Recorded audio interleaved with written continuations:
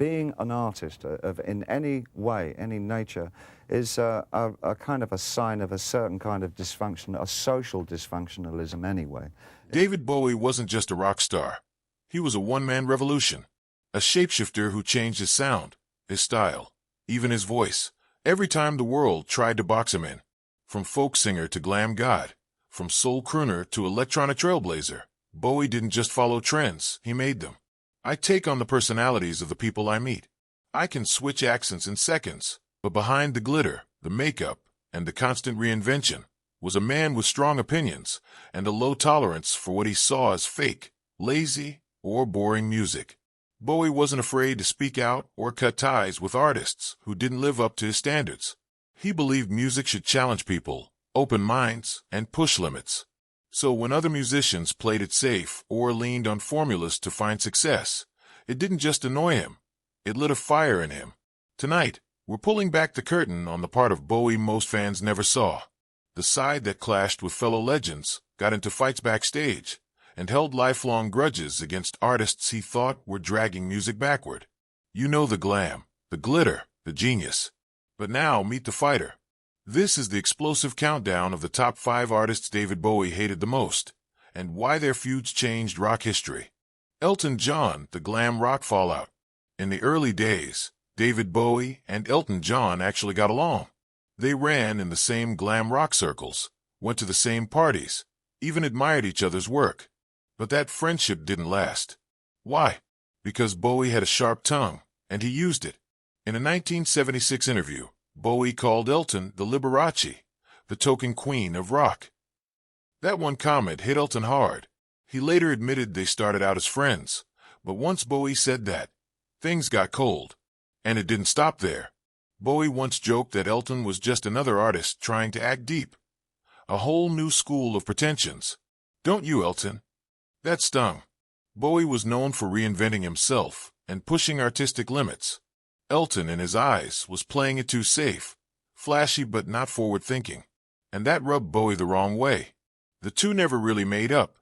After Bowie passed away, Elton spoke kindly of him but admitted, "We just weren't each other's cup of tea." It's wild to think two of the biggest British icons in music were once party buddies, only to end up distant and dismissive. But for Bowie, it came down to principle. If he thought you were faking it, or chasing fame over art, he had no problem cutting you out. Elton just happened to be one of the biggest targets of that cold shoulder.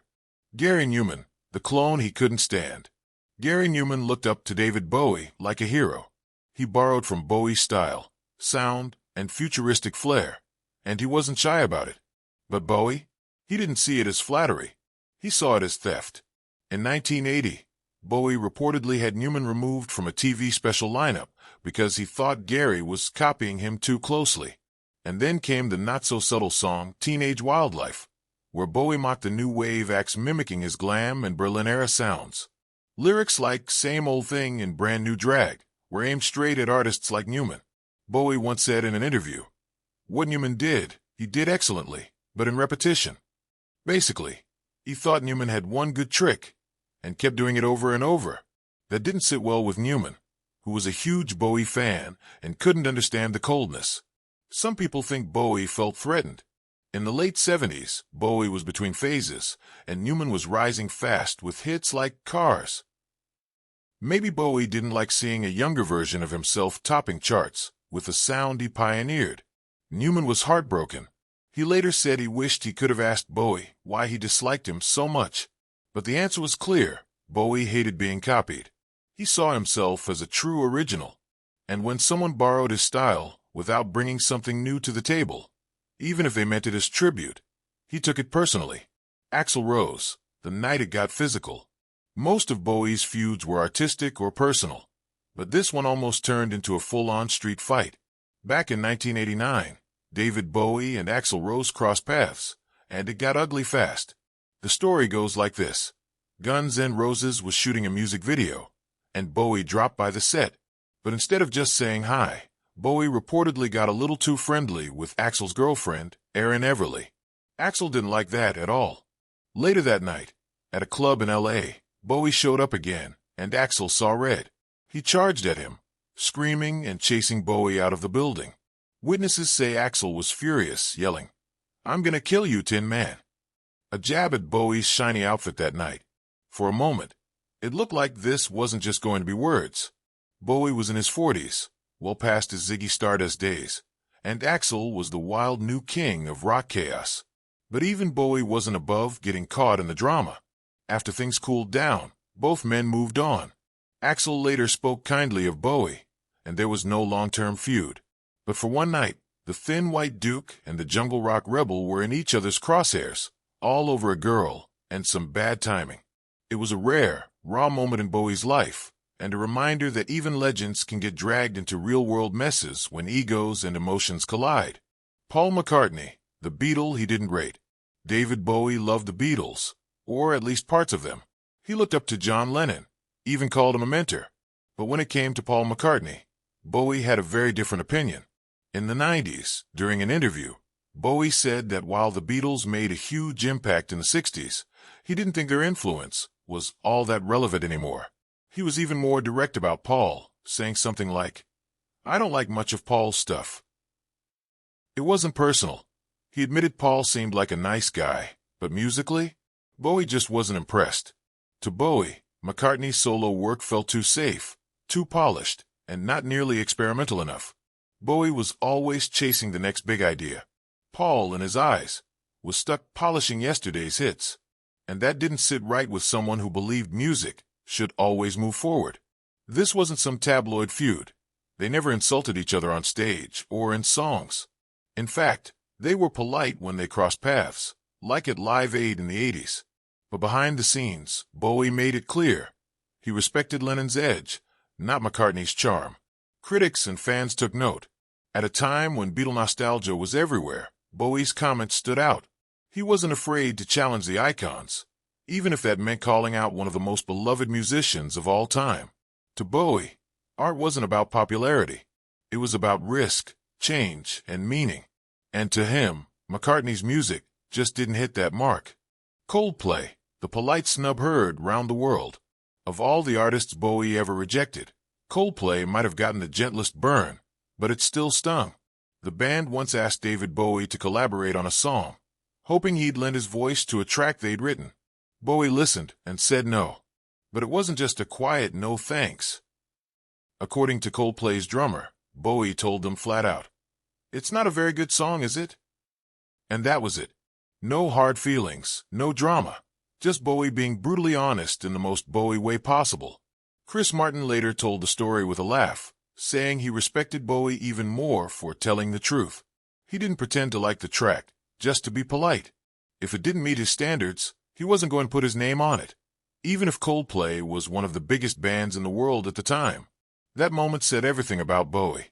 Even late in his career, he still held himself to a high standard.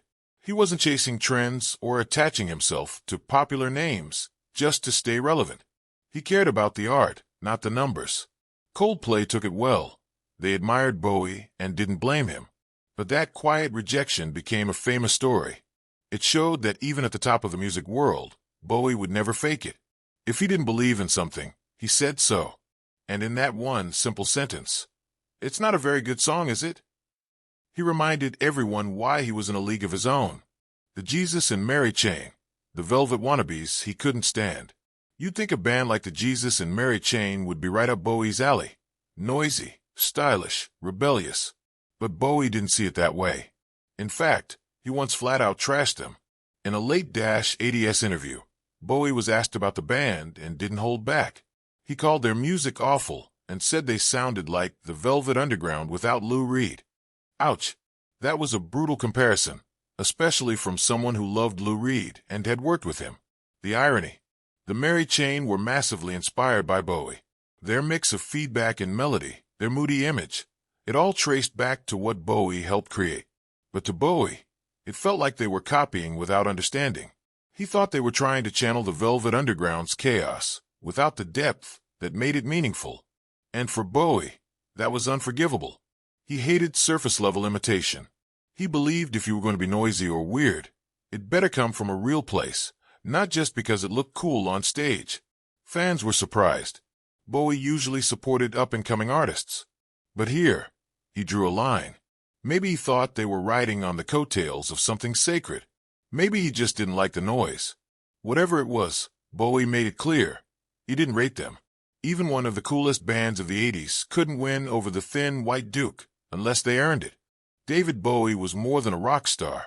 He was a lightning rod for art, for change, for truth. And as we've seen, he didn't just shape music by what he created, but also by what he rejected. From Cold Shoulders to Blunt Takedowns, Bowie wasn't afraid to stand apart from the crowd, even when the crowd was full of legends. Whether it was Elton John's flashy glam, Numan's mechanical cool, Axl Rose's fury, McCartney's safe charm, or Coldplay's soft rock formulas, Bowie saw through what he believed lacked real soul or edge. But his hatred wasn't petty. It was the fire that kept his own standards high. Every feud, every clash, pushed him to go deeper, think bolder, and create music that still feels ahead of its time. Bowie didn't hate out of jealousy. He hated what he felt was dragging the art down. And in a world where it's easy to play it safe, Bowie stayed dangerous, honest, unapologetic. So now we ask you, which of these rivalries surprised you most? Hit that like button, drop your thoughts in the comments, and don't forget to subscribe for more stories behind rock's greatest legends. Because as Bowie showed us, behind every glittering legend, there's a shadow that tells the real story.